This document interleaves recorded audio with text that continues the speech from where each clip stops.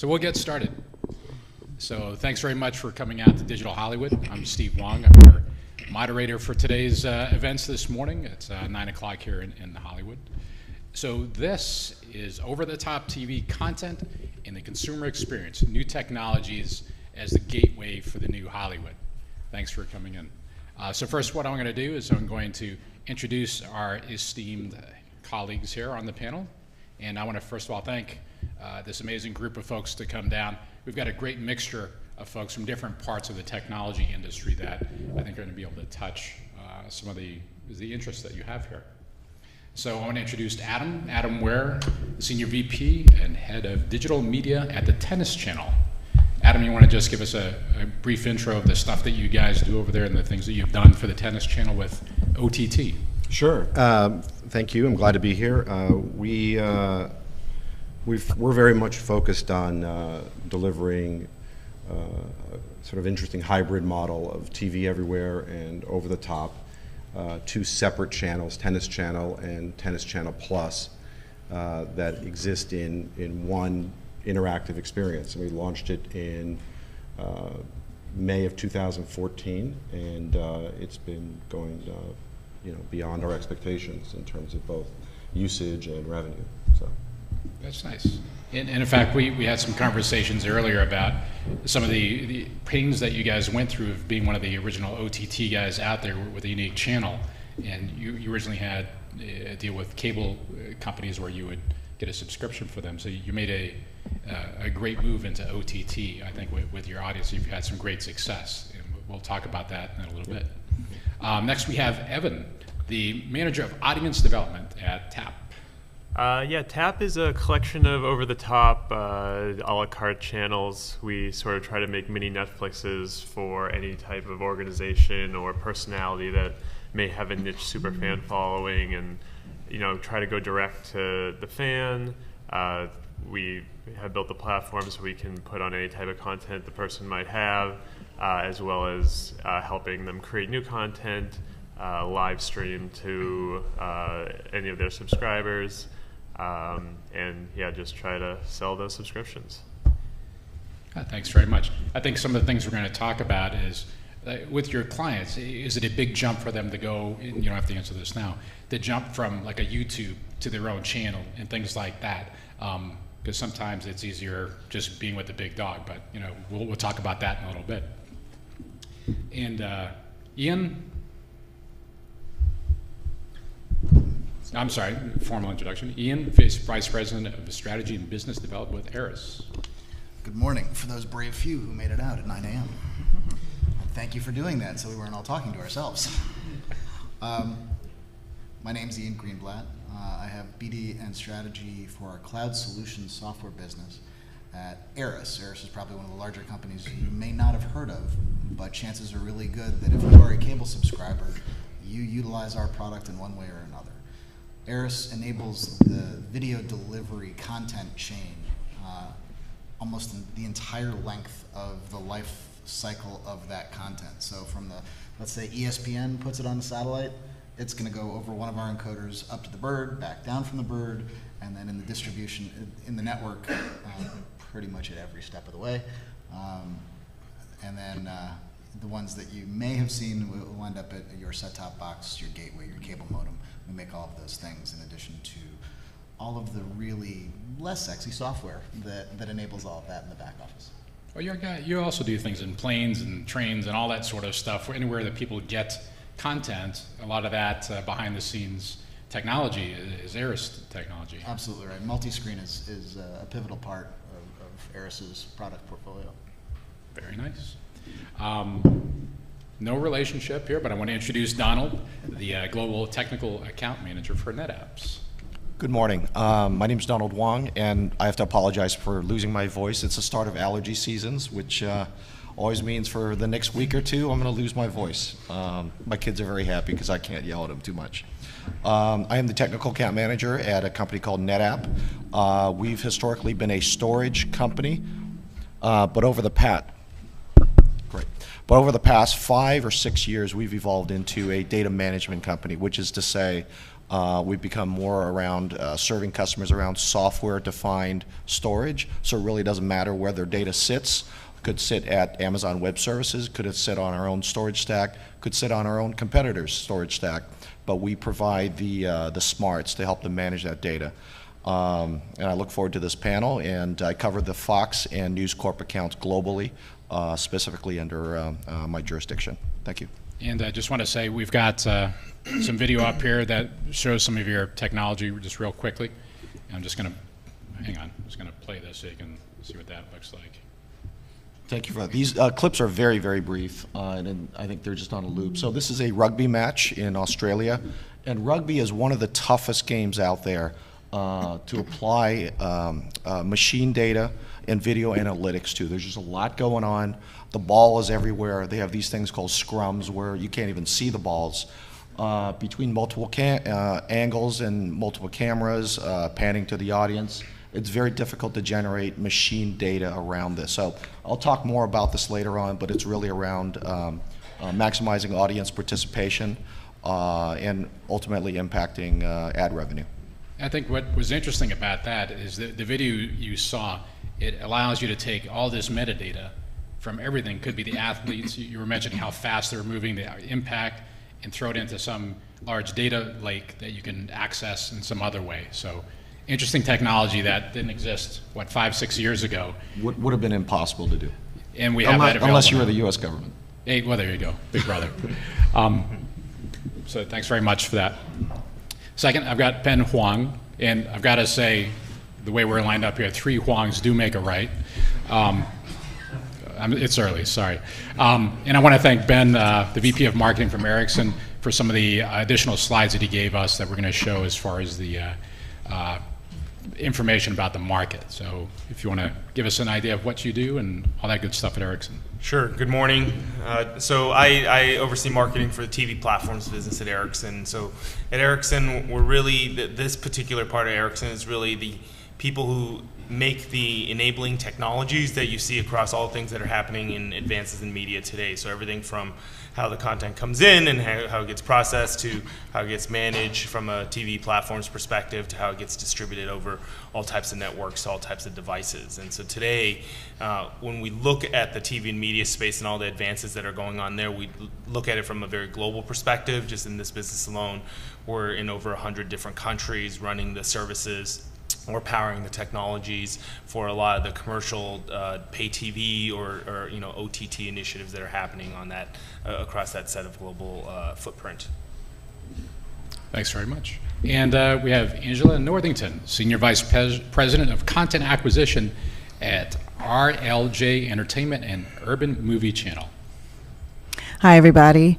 I function as General Manager of UMC Urban Movie Channel as well. RLJ Entertainment was essentially the merger of 2 companies, Image Entertainment, which has long functioned as a distribution entity, as well as Acorn, which is a huge British television library. And so under that merger, we have about 8 different content divisions. I oversee specifically the urban content division, of which Urban Movie Channel, our new subscription VOD platform, is very much a big part of our new efforts. Our chairman is Robert L. Johnson, also known as Bob Johnson, who was founder of BET. And we launched essentially late last year, and actively raising that brand awareness in terms of being a destination subscription VOD platform. Thanks very much. I think you can see we have a really interesting mixture of a panel with content creators, technology folks, and basically people that allow you to get content. So again, we've got a quick sample of what the audience makeup is. So as we go through, we're going to present some basic statistics about the over-the-top markets, and then we're going to open it up to some questions back and forth. If you have any specific questions, just raise your hand and I'll repeat them. I don't think we have a mic out there. And we'll go forward, and I think we'll have an interesting hour here. So if we go through this. So we'll just run through some of these things. When we take a look at what's going on in over-the-top television, I think when we look across the world, North America is really the market for OTT for a number of things. You know, Hollywood is the center of content. Content is king for over-the-top television, and just based on how our habits are over here, OTT is leading the way in North America. This has really been an interesting year for advertising in over-the-top, or just in general, because if you take a look at this chart, this is the first year where internet advertising overtook television advertising revenue. And if we take a look at this projection, this continues to go on. You know, when I started at ABC, you know, dabbling in this back in the late 90s, it was almost like a hobby because we made like no money from internet or digital or anything else. When you take a look at this, this is what we call a seismic shift in the market. And thanks very much, Ben, for this. When we take a look at OTT app growth usage, you can see, I mean, just in 2014 to 2015, an incredible amount of growth in the app usage, you know, thanks to our friends at HBO and CBS launching this. And I think these folks and also the Tennis Channel really changed the market. You know, a few months or a few years ago, people were saying, yes, I'm a broadcaster, but, you know, OTT, that's on this side. Or I'm a movie studio, but we like our B2B business, and that's on this side. Things are changing in the market. And so, you know, Ben, you can reach on this. These are some of the key findings that Ericsson's found through the consumer labs. You want to touch base on this? Yeah, I think you could read a lot of it. I would point out a few things. I think in the upper right, one of the things that struck us, so just to give a little bit of context, every year in Ericsson we do this thing out of a group within the company called Consumer Labs. And so where we go out and we go and talk to folks that are heavy TV and heavy media users, both in terms of traditional TV as well as what we call over the top. And so we'll go and sit in their living rooms with them. We'll do quantitative analysis, quantitative and qualitative analysis. On the media side, this year we went to a sample that was in about 28 different countries. And so these were the findings that kind of popped out to us. A few things that I thought was pretty interesting in the upper right around difficulty of finding content. And so when we talked to folks in the traditional, who had traditional pay TV, you know, close to half of them said, hey, look, on a daily basis, I have trouble finding what I want. But when we asked that same set of folks in those same countries for their OTT services, the Netflixes, the Hulus in their respective countries, that percentage of people who said, hey, look, I have trouble finding what I want, dropped to less than half of that. And so whether that's a perception thing or a reality thing, that correlated directly to a lot of the net promoter scores and how people felt about those services. And so I think, at least from the traditional media side, a lot of folks were just saying, hey, look, like, there's got to be a better way for me. I know that this channel, this place where I get traditional pay TV has the best content, but I can't find any of it. Over half, I mean, close to half of these people on a daily basis are saying that. And so, and then the other thing is just how fast over the last few years some of these changes are happening around some of these statistics. I mean, over the last 5 years, some of these statistics are changing 2-3-fold. And so if any of you are interested, happy to give you a link to the details across all these countries. We published this report. But a lot of things, I think when you look at this, it's very interesting from a, hey, look, you know, I think these things make sense to me as someone who's in the industry, but the rate of change of some of these stats, you know, as we've been looking over at them over the last 10, 15 years, that's really the dramatic shift here. And I think that's really the key of what's going on this year, 2015, 2016. It is this dramatic shift. And I think one of the big challenges is sort of like when the internet started out. There's a ton of stuff out there, you know, that you can get, but how do you get it, right? I mean, are we finding the same thing with the content you guys are dealing with? So actually, those of you who don't know, Ben and I are actually competitors. Ericsson and ARRIS compete worldwide. And we love each other on the panel, so that's not... Oh, no, okay. Yeah, exactly. We also conduct a very similar media engagement barometer. I think it was 17,000. You beat us there, 17,000 respondents across a couple 20 countries. And one of the things I think didn't leave out but hasn't highlighted here is that in addition to the market changing and the market evolving, it's you, the consuming public, that is also changing. Your ability to find the content you're looking for as you become more adept with the technology, as you become more comfortable with saying, I'm going to actively search for what I want to find. The market itself has driven the evolution of content, of technology, and give yourselves a hand. That's largely as a result of the market skewing a little bit younger now. Content consumption is moving a hair younger as the technology continues to advance. I mean, that's interesting because, growing up, we were programmed to sit in front of something and wait for it. And Thursday night at 8 o'clock, you had to be there, and there was a time that everyone got together.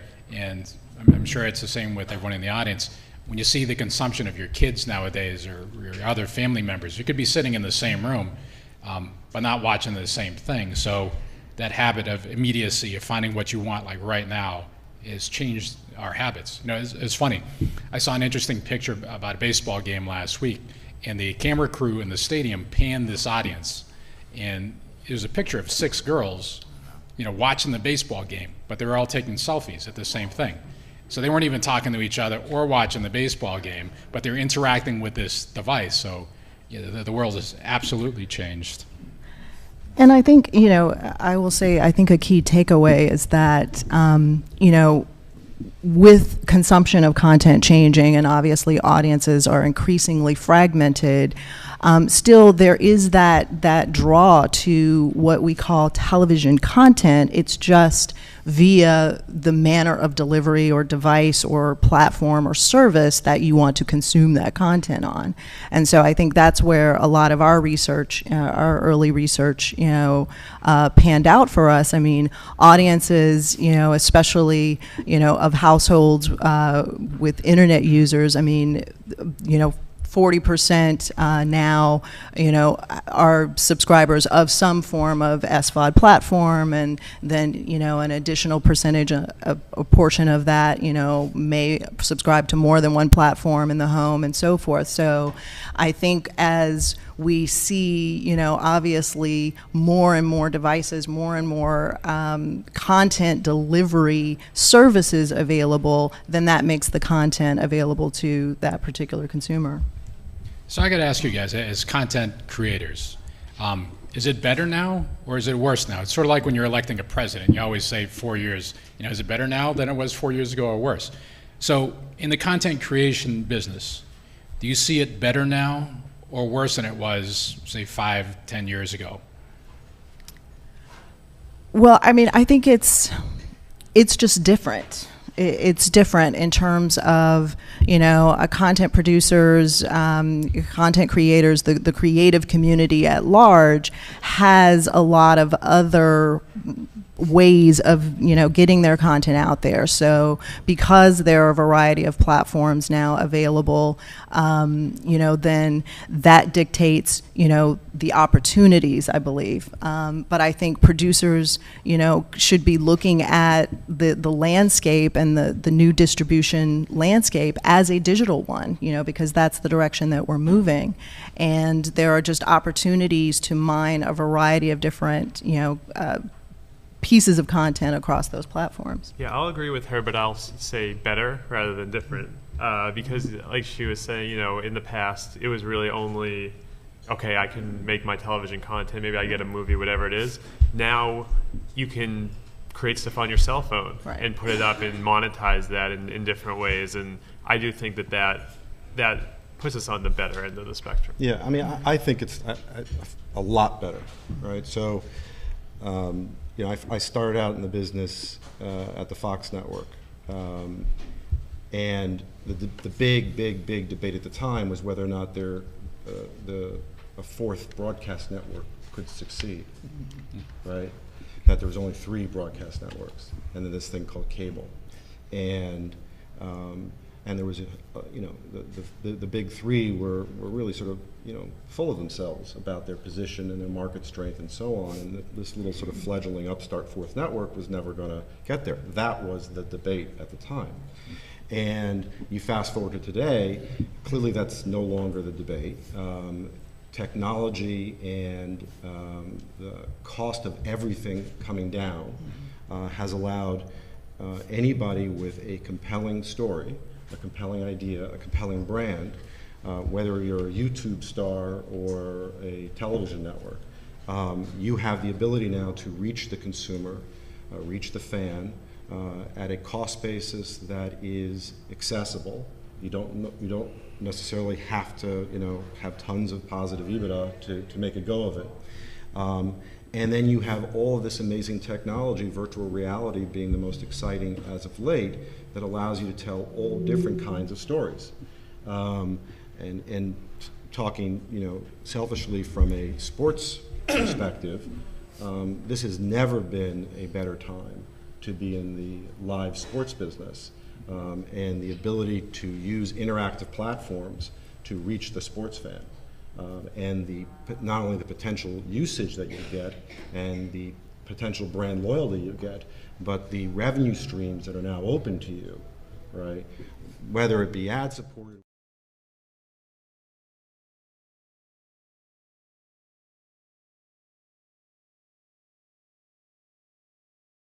Whether it's advertising revenue or subscription revenue or some other sort of transaction moment, all that exists today and exists in a meaningful, cost-effective way, and that makes the marketplace really, really, really exciting.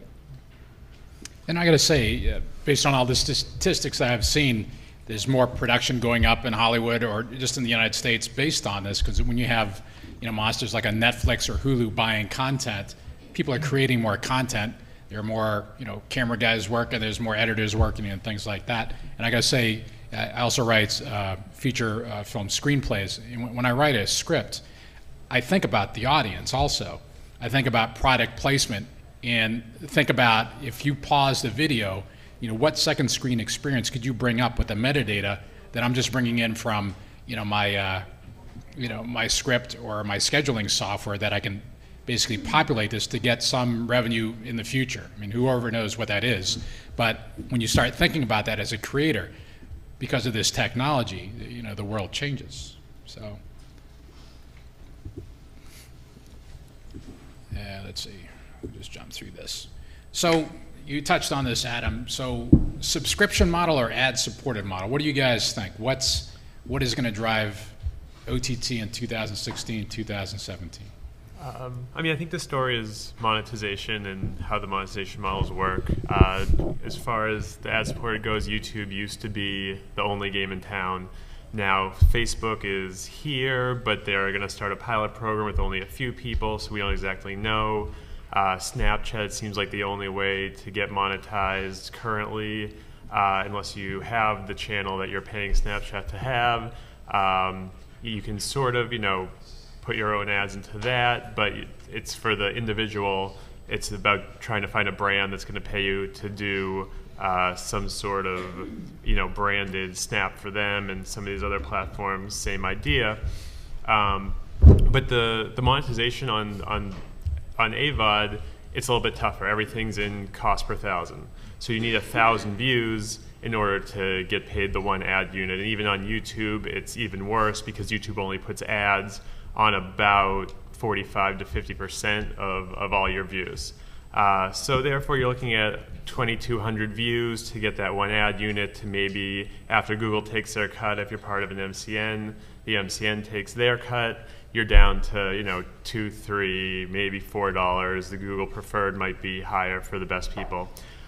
With SVOD and OTT, if one person pays you $10 that month, you've just made double, triple what you could have made getting those 2,200 views. So I think that's the real story. Is it's a more efficient way to monetize if you do have people that are willing to pay for the premium content that you're creating.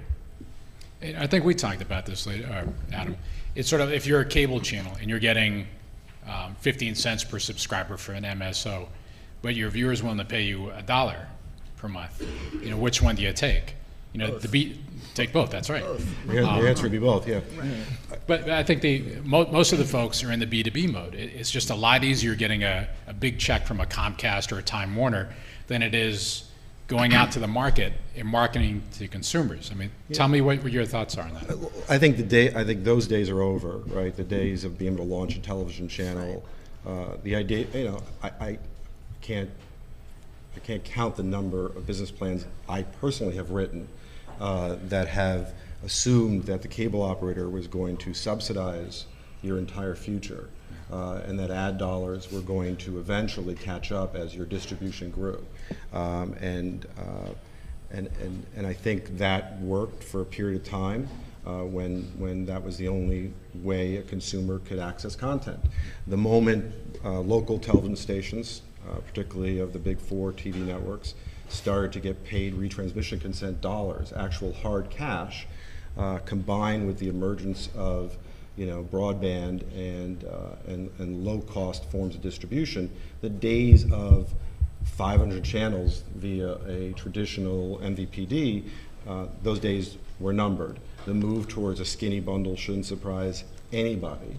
Anybody that wants to hold on to that notion is, you know, playing on some sort of timetable that has really nothing to do with the marketplace, has more to do with their investors than anything else. So when you get into the over-the-top business, what's so exciting about that is you do have the opportunity to sell advertising. I'm not a particularly big fan of that. I think as more and more advertising purchasing has moved towards programmatic ad buys, there's a lot less selling going on. It's more just transactional, stock-based kind of stuff. And that's not all that favorable to any kind of new venture. If you're a new programming voice, you want to be in the sales business. So if you're not going to be able to be in the sales business to an advertiser because you're getting forced into these programmatic interactive marketplaces, and therefore it's only about the number of thousands you have, that's not a great business plan, and you'll run out of cash pretty quickly. A better business plan, I believe, is if you have a powerful core fan base, if you're serving a clearly defined fan base, one that has enough when you start to drive your business and can only scale from there, that's a really powerful opportunity to enter the subscription business. And that's what we decided to do. You know, we clearly, as a television channel, have a mix of subscription and ad sales. But when it comes to over the top, we are completely focused on subscription. And we have seen, you know, tremendous, we're seeing a lot of different kind of purchasing. Churn is now a big issue that everyone's facing if you're in the subscription business. But that's a good problem to have, right? So I'm a firm believer that subscription is the best way. And I think your audience is really a dedicated fan. You know, if you're going to watch one of the big tennis matches, you love tennis, so therefore you would subscribe to that. It's not like you're going to convert someone that's not a tennis player. So I think that's one huge benefit. For sure, I think if you have a clearly defined brand, a clearly defined audience, absolutely. But that said, you know, if you're going to be in the general entertainment business, that's a tough business. Yeah. Right? So just by that sheer entry point, you have to define who your core group is. So whether you're reaching a certain defined demographic, right, or you're trying to reach a certain defined demographic who are fans of something in particular. You know, I spent a good deal of time working in the Asian pop culture space, right, and I would go down to anime expos. So in Los Angeles, there's a thing that goes on over July 4th weekend where 75,000 people at the gate will go through the LA Convention Center, you know, most of them wearing cosplay costumes, right? And they're of all different ethnicities, they're of all different ages, tend to skew a little bit younger, but of all different ages. But they all share a core passion for anime, right? The idea of being able to offer an anime branded service to that audience is immensely powerful. One that perhaps can have some ad support to it, meaning you could have anchor sponsors that are sort of underwriting a lot of it. But that business is a subscription business. And I think more and more of those are out there. And as you look to enter the marketplace, I think you have to figure out, you know, have you really figured out clearly who your audience is. And if you haven't, then maybe you shouldn't get into the business yet. I have to say, Adam makes an excellent point, and that's one of the reasons why, you know, we made the decision, obviously, with UMC to super serve audiences that are consumers of urban content. And, you know, for us, you know, that definition, although we've defined our demo as still largely African American, it is also multicultural. It is, you know, we're going after millennial audience and multi-generational and all of those components. So we look at it as consumers of urban content, which we believe influences, you know, a lot of culture in general. But having said that, you know, Mr. Johnson, Bob Johnson, our chairman, definitely decided, you know, let's focus on the demographic that we know we can super serve as a niche. I've worked with a number of startup companies and, you know, have been in the specialty and niche content business for some time. I also was on the linear side of things, so I have a linear background and helped launch Revolt TV, which was Sean Combs, better known as Puff Daddy's channel, and that will probably be one of the last, you know, linear channels to launch, I believe. But he was very, you know, focused on super serving an audience there as well. But for us, you know, it is much broader, and I think, you know, it is about identifying that audience, and Mr. Johnson's whole goal is, you know, let's be, you know, in the digital space the same way that he was ahead of the curve with launching BET, but now, you know, looking at the new OTT landscape. And I think it goes back to whether things are better than they used to be, that there's now, you have these options that if there are stars that can support themselves just on AVOD, or they can get that sponsorship from Coke, and they don't necessarily need SVOD, but most people aren't the biggest star in the world. So there's this spectrum of I'm the biggest star in the world to no one really knows who I am except for these very, very dedicated fans I have. And at the star end, you could go completely AVOD and be okay. Or as it goes along, you can sort of be a hybrid of the AVOD and the SVOD, all the way down to AVOD's not really going to work, but SVOD will really work. So these options make things a lot better for everybody. I'm sorry, I remember when the assumptions all were that video CPMs on YouTube and the like, right, by this point when penetration would increase, millennials would be growing at such a pace, usage would be growing at such a pace, that you should be seeing a $25, $30, $35 CPM against video, right, higher than TV. Mm-hmm. And I think Maker Studios, right, which is arguably one of the largest independent, if you will, I mean, they're at $1.50 CPM after you split the revenue with YouTube, right? So that's not $25 or $30, right? That's $1.50. And that's in an environment where there's only pressure on moving that CPM down, right? Whether it's programmatic ad buying, which moves the CPM down, whether it is advertisers starting to say to themselves, you know, I'm not exactly sure if that impression was really an impression, right? How many bots are driving this thing? Yeah.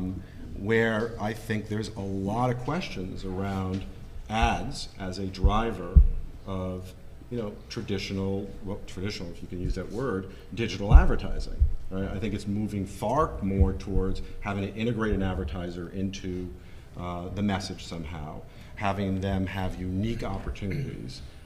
And not just be in the spots and dots approach to the business, because that's I got a question business. for you though. Yeah. With all the technology that we have now, we have so much information coming from the devices. We know everything. We could know everything if they opt in about the person that's watching it. So instead of a cost per thousand that the agencies think, and they have for years, do you feel that the advertisers can say, look, this is not a cost per thousand, this is a lead. So therefore, if I'm giving you a lead, because we know everything about this person, and we can direct them into your store, is that more valuable? Do you see that coming up, or do you see the pressure still coming down on that? It's unfortunately, it's a result of both going down, meaning the more you start looking like a direct response business, which is what a lead business is, maybe a more qualified direct response business, that's what these ads are starting to look more and more like, is that they're starting to resemble, in terms of the value of the CPM, is looking more and more like direct response. Now, that said, if someone could figure out how to use all this amazing data that we're all pulling, that we're all gathering, and use it in such a way where we can take it and make it easy for a marketer to tap into that, then I think you will start to see advertisers become more interested and so on. There was a story that I heard about E-Trade, for instance. Right? E-Trade was one of the most aggressive in terms of spending money across multiple platforms in marketing. And they finally said to themselves that somewhere around 70% of their traffic is actually coming from Yahoo Finance. And they were like, so why are we spending all of this money on taking digital bets, right, when it's all coming from one place? Let's focus there. And I think if anyone's been working with E-Trade in any form on marketing, you've seen a shrinkage in terms of their digital budgets, not an increase. And I think you have a lot of advertisers taking that stake, which was they're saying to themselves, how do I get into the marketplace? How do I reach these viewers that are now on these other platforms? But simultaneously, you have these agencies all coming together now. You don't have digital and TV separate. They're all starting to get merged into one entity, which then leads you more and more towards a ratings-based, a CPM-based business, and not really mining the data in a way that one thinks it could be mined.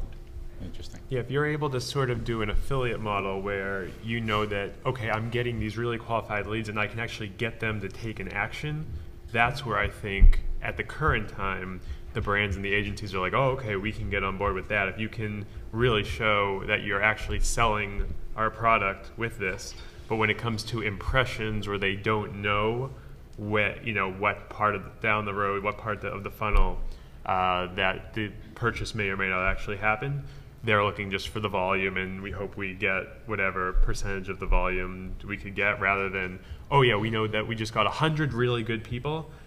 They don't necessarily want to pay for 100 really good people. They'd rather pay for 1 million maybes. Going back to the topic of audience engagement and monetization, my customers are in the business of content production, distribution, and monetization models around that content, whether it's sports, film, television, and so forth.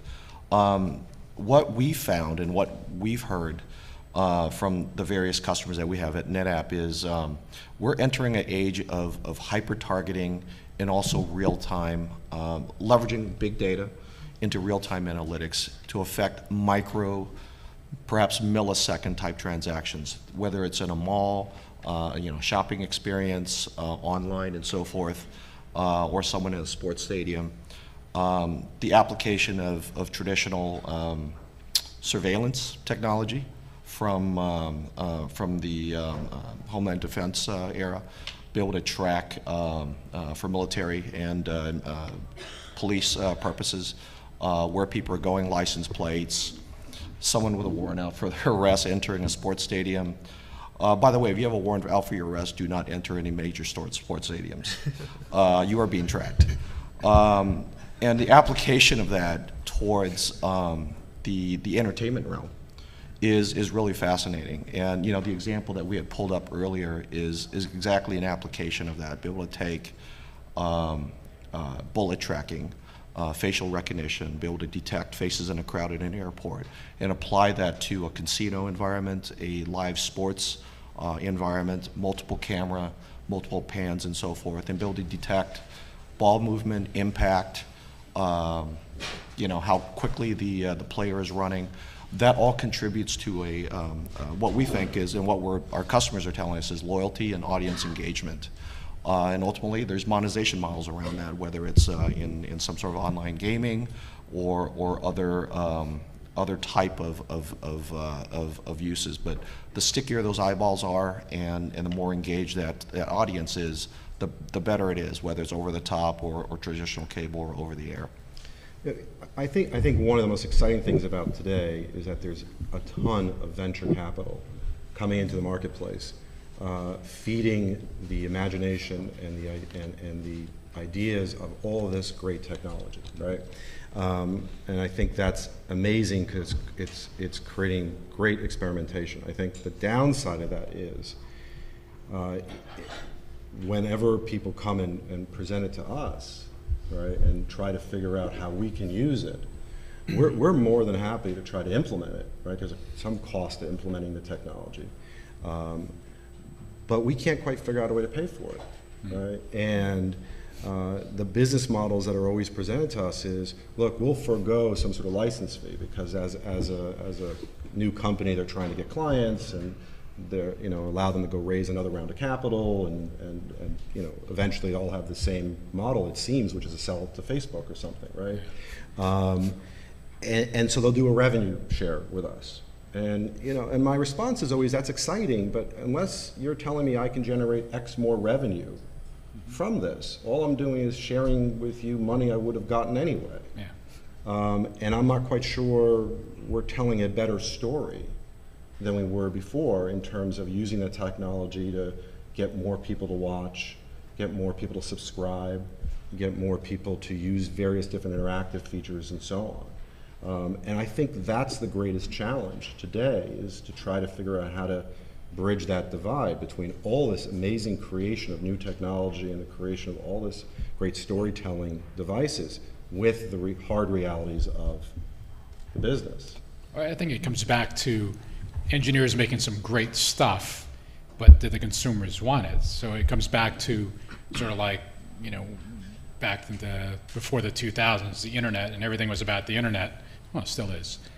Do you see OTT as a bubble, or is this the new way going forward? What do you guys think about this?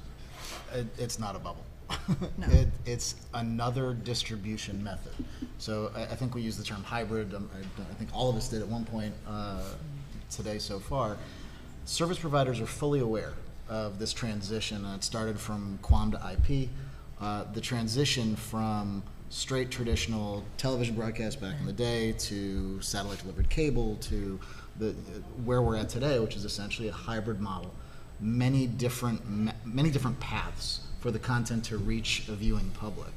And we were talking about the use of data, the collection, using big data for instructive real-time analytics. Again, service providers are fully aware of this move. One only needs to look at Comcast's recent acquisitions of ad tech companies like ThisTech and like FreeWheel.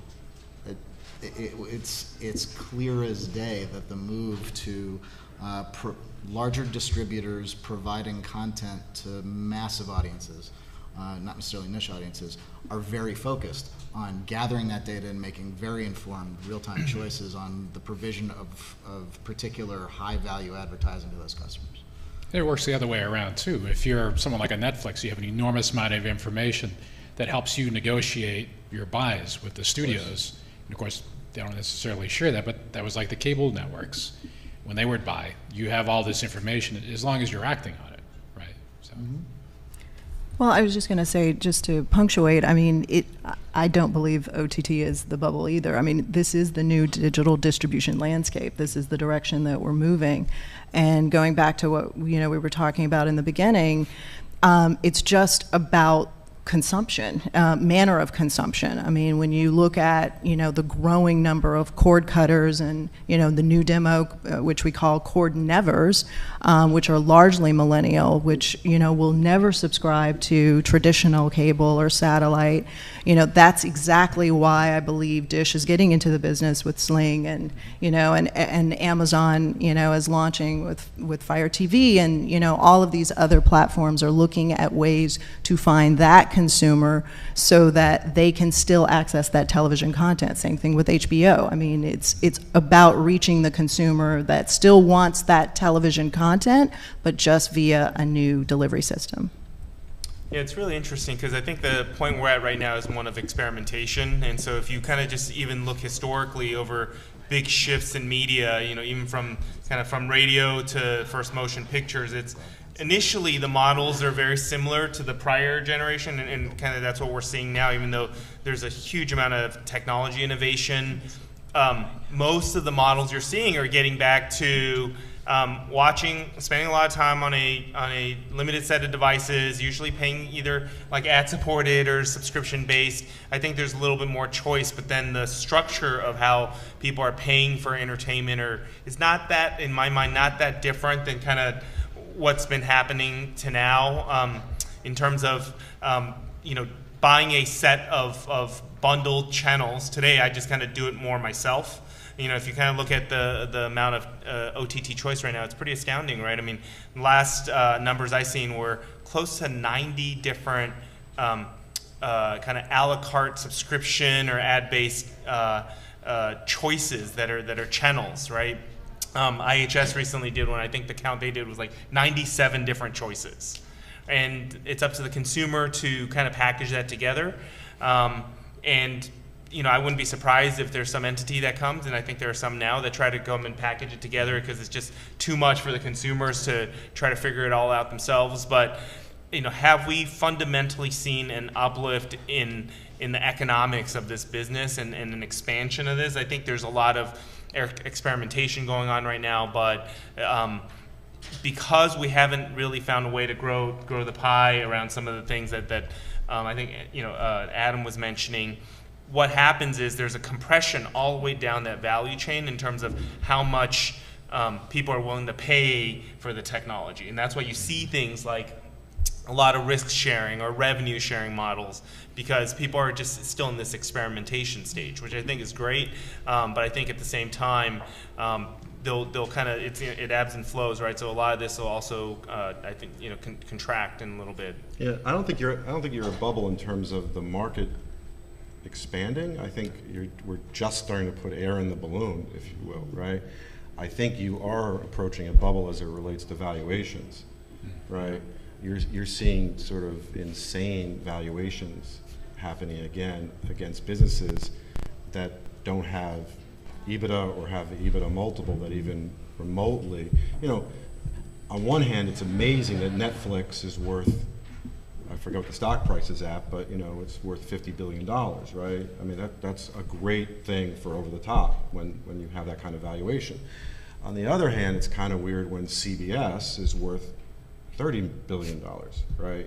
And you sort of look at the two and you sort of say to yourself, something's sort of off here. Especially when you look at the content costs, where Netflix is 70% of revenue versus a traditional broadcaster at 45% of revenue. Yeah. So. And CBS is sitting on Spectrum, which has just pure real estate value.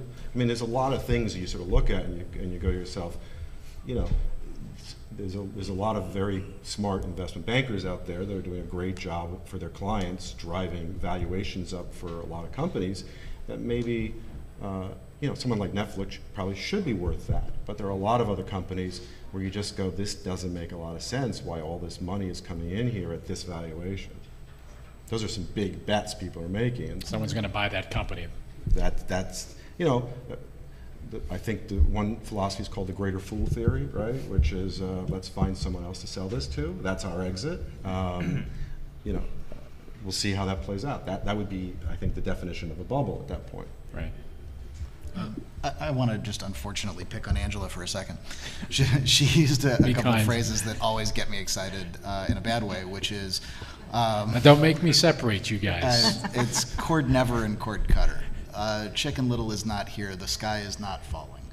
Millennials do not necessarily subscribe to video services in the same way that I'm old, my generation does, and what traditional audiences do. So when I hear cord cutter, that's really somebody cord shaving or reducing their video services. And cord nevers, well, see, that's not a real term. And the reason why I say that is all of what we're talking about today, all of Netflix's entire value, everything that is covered by OTT presupposes broadband access, and it's not free.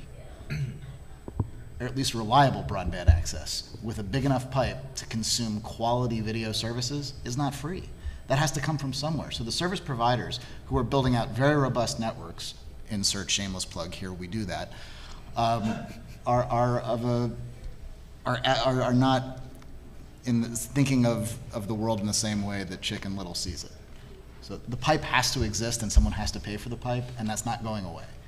And that's a different model, right? Where the cable guys in the past, or the telcos, were saying, "Oh, I need to make some money on this video business," and they never made a huge amount of money on it. And now they figure out, oh, we'll just sell 100 megs to the house, and they'll lose that somewhere in their bills. It's also why one of them is now combined with DirecTV. There you go. It's funny that you mentioned that, Ian. One of my former employers is a company called Rovi, and we play in the cable space quite a bit and power a number of set-top boxes with search and discovery and navigation software. And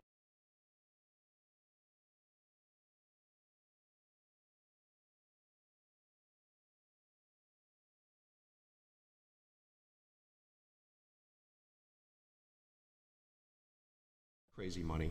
But in terms of video services, where we traditionally get a number of complaints from consumers, it's very, very thin, possibly sometimes negative. And wouldn't it be great, Donald, in such a world that Netflix came in, took over that,